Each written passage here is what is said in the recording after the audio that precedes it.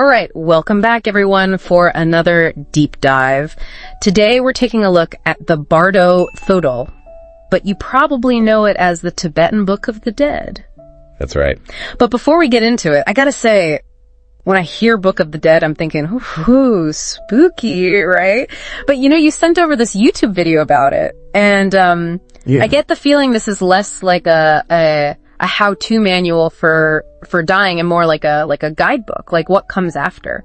You're totally right. It's not like a creepy how to die book. It's really more about the in-between state, the Bardo, like the time after death. And what happens in these Bardos? What is this book trying to guide us to? Basically, it's trying to guide you toward liberation, even after death. Okay, so even in death we can be liberated. I mean, that's a big concept, but who came up with this idea? Who wrote this book? So the Bardo Thodol was written by Padmasambhava. Padmasambhava, okay. Who's also known as Guru Rinpoche, which means precious teacher. And he was basically like the main guy who brought Buddhism to Tibet in the 8th century. Okay. But it wasn't easy. I mean, Tibet already had its own religion back then called Bon, and they weren't really that interested in Buddhism coming in. So how did Padmasambhava deal with that? Well, he was a master of Tantra, and he ended up using those techniques to kind of like integrate and transform those Bon beliefs. Now, hold on. Now we're talking about Tantra. Yeah. I gotta ask, how did that play a role in bringing Buddhism to Tibet? Okay, so Tantra in Tibetan Buddhism, it's basically like a set of practices that help you to connect with spiritual energy. Okay. To kind of accelerate your spiritual growth. And Padmasambhava, he was a master of these techniques. So he was kind of like a spiritual, like a trailblazer. Exactly, yeah. Wow. So this is the guy who wrote the Bardo Thodol, this guide to navigating the afterlife. But before we get into the specifics of the book, can you tell me more about these Bardos? You mentioned it earlier. There's multiple stages, right? Yeah, there are 3 main Bardos outlined in the Bardo Thodol. And they're not like physical places though. Right. They're more like states of consciousness. Okay, so like shifts in how we're perceiving, how we're aware. Exactly. Okay. So the first one is called the Chikhai Bardo, and that one happens right at the moment of death. Okay. And it's described as encountering this clear light. This clear light, what does that even mean? It's like, it's hard to describe. It's this pure, radiant experience. Okay. Almost like a glimpse into the true nature of your mind, So we die, and then boom, intense light. What happens next? Well, now here's the thing. If you recognize this clear light for what it is, yeah, like if you understand that it's your true nature, pure awareness, yeah, then you can achieve liberation, like nirvana right then and there. Wow, so it's a big moment. It is a big moment, but most people they don't recognize it. Right. Yeah, I can imagine it would be pretty overwhelming. So what happens if you don't recognize it? Where do you go from there? You move on to the next stage, which is called the Chonyid Bardo. And that's the one with the visions, right? Yes, that's the Bardo of visions. So what kind of visions are we talking about here? Like, are we seeing ghosts? Not exactly ghosts. It's more like you're seeing projections of your own mind. Okay. Like your deepest fears and desires, all those thoughts and emotions you've kind of pushed down. They all kind of take on a life of their own, appearing as these peaceful and wrathful deities. Like gods and goddesses. Yeah, but the thing is, according to the Bardo Thodol, these deities aren't like real external beings. Okay. They're just expressions of your consciousness. Like, yeah, the peaceful ones might represent things like compassion and wisdom. Okay. And the wrathful ones, they might symbolize like your negative emotions or fears or attachments you haven't really dealt with. So it's like a visual representation of our inner battle. Exactly. Almost like that Carl Jung idea of the shadow self. You got it. So we have to confront these inner demons, but not let them take over. Right. Yeah. Got it. So what happens if we don't break free from these illusions? Well, that brings us to the third stage, the Sidpa Bardo, which is also known as the Bardo of Rebirth. Rebirth. Okay, so this is where things get really interesting. What determines our rebirth in this Bardo? Well, it's all about karma in this stage. Karma, like what goes around comes around, that kind of thing? Yeah, exactly. Like all those actions and all of the attachments from your previous life. Yeah. That influences what kind of rebirth you experience. Okay, so even in death, we still have choices to make. Right. But those choices are shaped by how we lived our lives. Exactly. Huh. It really makes you think, doesn't it? Like, are we living in a way that's preparing us not only for death, but for what comes after? That's the big question, isn't it? Right. And that's what the Bardo Thodol is all about. It's not just about death, it's about the whole journey. Right. It's about life and death and what lies beyond. Exactly. So even though it comes from Tibetan Buddhism, this book seems to have a lot to say about how we live our lives right now. Absolutely. Oh. It's a really powerful reminder that our actions have consequences that can ripple out, further than we might think. That's a good place to pause for now. When we come back, we'll explore some of the key ideas from the Bardo Thodol and how they can apply to our lives, even if we don't follow Tibetan Buddhism. Sounds good. Yeah, it's really mind-blowing to think about, our actions having like these long-term consequences that go beyond this physical life. Yeah. It makes me wonder, even if we're not, practicing Tibetan Buddhists or anything, are there still things we can learn from this Bardo Thodol? Oh, absolutely. I mean, the Bardo Thodol offers like this really unique perspective on life and death and consciousness, and there's a lot of insights in there that I think can resonate with people regardless of their background or their beliefs. Like take the clear light, for example. It's described as this phenomena that happens at the moment of death, right? Right. But couldn't we also think of it as those moments of like really deep insight that we have sometimes in our lives? Yeah. Like those aha moments, or like when you have a flash of inspiration, or you feel like really connected to nature. Exactly. Like those could be like little glimpses of that pure awareness that the Bardo Thodol is talking about. Yeah. Exactly. And what about those wrathful deities? I mean, those sound kind of scary. Yeah. But you were saying they're like symbolic representations of our fears and negative emotions, right? Right. And don't we all have those? Oh yeah, for sure. Whether you call them shadow selves or limiting beliefs or just like negative thought patterns, they can really hold us back from experiencing like true peace and fulfillment. It's like the Bardo Thodol is giving us this roadmap for navigating not just the afterlife, but also the challenges that we face every single day. Like how to deal with those inner demons. Exactly. The book really emphasizes the importance of recognizing those inner obstacles. Like not being controlled by them, but using them as opportunities for growth and transformation. Okay, so it's like we got to confront them, but we don't have to let them win. Exactly. But how do we do that? I mean, this all sounds very insightful, but is there anything like tangible, any steps we can take to prepare ourselves, not only for, those daily challenges, but for death itself? Yeah. Well, the Bardo Thodol describes like specific practices and rituals that are intended to help guide the soul through the Bardos. Okay.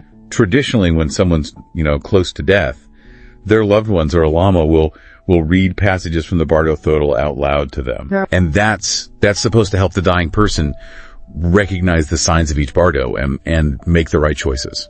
That seems like a really beautiful practice. It is. But what about those of us who aren't Tibetan Buddhists? Is there anything we can do, or any practices that we can incorporate from the Bardo Thodol? Absolutely. I mean, one of the core messages of the Bardo Thodol is this idea of impermanence. Okay. Like recognizing that everything changes constantly. Yeah. And death is just one of those changes. Right. And contemplating impermanence can really help us to loosen our grip on attachments and cultivate a sense of peace and acceptance. That's tough though. Especially in today's world where there's so much emphasis on staying young and having all these possessions. Like we're trying to avoid death at all costs. Yeah. Yeah, it definitely goes against the mainstream message. Yeah. But that's where I think practices like mindfulness and meditation can be so valuable. They help us to cultivate this way of being present in the moment. Right. Observing our thoughts and emotions without judgment, and recognizing that everything is in this constant state of flux, including ourselves. So it's about shifting our perspective, like from fear and avoidance of death to more like acceptance and understanding. Exactly. And then maybe we can start to live more fully in the present moment. Exactly. Appreciate the preciousness of life. Yeah. Make choices that are aligned with our values. Yeah. That's the essence of the Bardo Thodol's message. It's like a call to live with intention, to face our fears with courage and compassion, and to recognize that even in the face of death, there's this potential for liberation and continued growth. It's a lot to take in, but it's pretty inspiring too. You know, it's like we're all on this grand adventure together. Yeah. Traveling through life and through death and through whatever lies beyond. That's a beautiful way to put it. And even though the Bardo Thodol comes from this specific tradition, it gives us this framework for understanding the journey in this really profound and meaningful way. I think so too. I do want to go back to something you mentioned earlier, though, about the Bardo Thodol saying that there's still a chance to break free from this cycle of rebirth. Yeah. Even during the Sidpa Bardo, the Bardo of rebirth itself. How is that even possible? That's a really fascinating aspect of the text. Yeah. And it really highlights how powerful awareness can be even after death. Okay. You see, even as the soul is being drawn toward a new rebirth based on its karma, right? Yeah. There's this potential for liberation if you can recognize the true nature of reality. So even when you're faced with these visions of potential lives, the soul still has this capacity for choice. That's the belief, yes.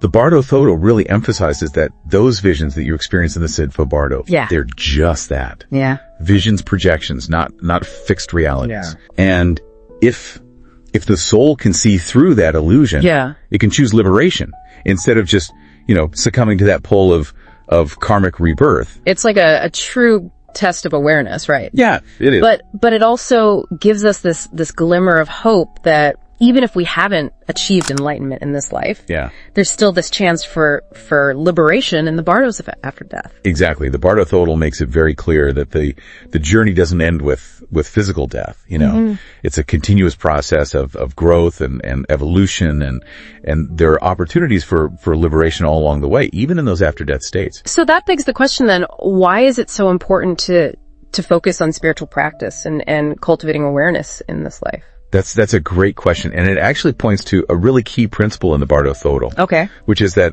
while it offers all this guidance for navigating the Bardos, it also emphasizes that the best way to prepare for death is to live a life that's aligned with truth and compassion and wisdom. The choices we make, the actions we take, the qualities we cultivate in this life, those really shape our experience not only here and now, but also in the Bardos. So it all comes back to living a life of intention and purpose. Yeah. Making choices that are going to benefit us in the long run. Exactly. The Bardo Thodol is this reminder that our actions have consequences. Right. And those consequences can ripple out through time and space. Wow. Impacting not only our present experience, but also our future journey. It's a pretty profound message. It is. It really makes you think about how you're living your life, Yeah, absolutely. Makes you want to live with more awareness and responsibility. Yeah. Recognizing that every moment is a chance to make choices that are going to contribute to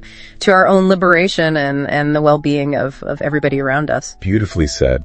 The Bardo Thodol really encourages us to embrace life's journey with a sense of purpose. And to cultivate those qualities that can guide us, not only in this life, but also in the transitions that are going to come. It's definitely a perspective shifting, text. Yeah. It makes you want to look beyond the surface of things. Yeah. And explore the deeper meaning of life and death. Absolutely. Some of these concepts can be pretty complex though, I gotta admit. Yeah, I understand. Even a bit overwhelming at times. Yeah, the Bardo Thodol is a really profound and intricate text. Yeah.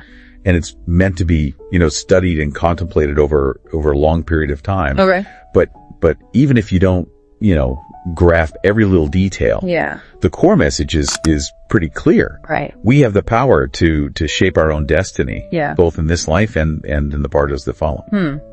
Now I'm curious, does the Bardo Thodol offer any specific advice on how to help loved ones who are transitioning through the Bardos after death? Well, that's a really thoughtful question. Yeah. And it actually touches on a really beautiful concept in Tibetan Buddhism, which is this idea of interconnectedness. Okay. The Bardo Thodol suggests that the connection between loved ones, it doesn't just end with physical death. Okay. It's believed that those who have passed can still be influenced by the thoughts and prayers and actions of those who are still living. So even after someone's gone, our actions and intentions can still have an impact. That's the belief. Yes. Yeah. Traditionally, there are practices like offering prayers or reciting mantras or performing rituals. Right. These are all things that are believed to benefit the deceased and support them on their journey through the Bardos. That's really comforting to think about, that we can still offer support and love to those who have passed. Absolutely. Even if it's in a different form. It really speaks to that profound interconnectedness of all beings. Yeah. And it offers us a way to continue our relationships with loved ones even after that physical separation. Well, this conversation has been incredibly insightful. It's been a pleasure. But I know we still have more to explore. Yeah. In our final segment, I'd love to dive deeper into the specific practices that are outlined in the Bardo Thodol and how we can actually incorporate this wisdom into our daily lives. I'm happy to continue this journey with you. There's so much more to uncover. Excellent. We'll be right back. All right, so we're back, and I gotta say, this deep dive into the Bardo Thodol has been, well, it's been pretty intense. It's definitely given me a whole new way of looking at death, that's for sure. Yeah. But I'm also curious about the more practical side of things, what are some of the specific practices that the Bardo Thodol actually recommends, and how can we use them in our lives, even if we're not, Tibetan Buddhists or anything? That's a great question, and it really brings us to the heart of the Bardo Thodol's wisdom. Okay. Which is that while it's fascinating to learn about all these Bardos and these after-death experiences. Right. The real power of the Bardo Thodol is in how it teaches us to live a more awakened life right here, right now.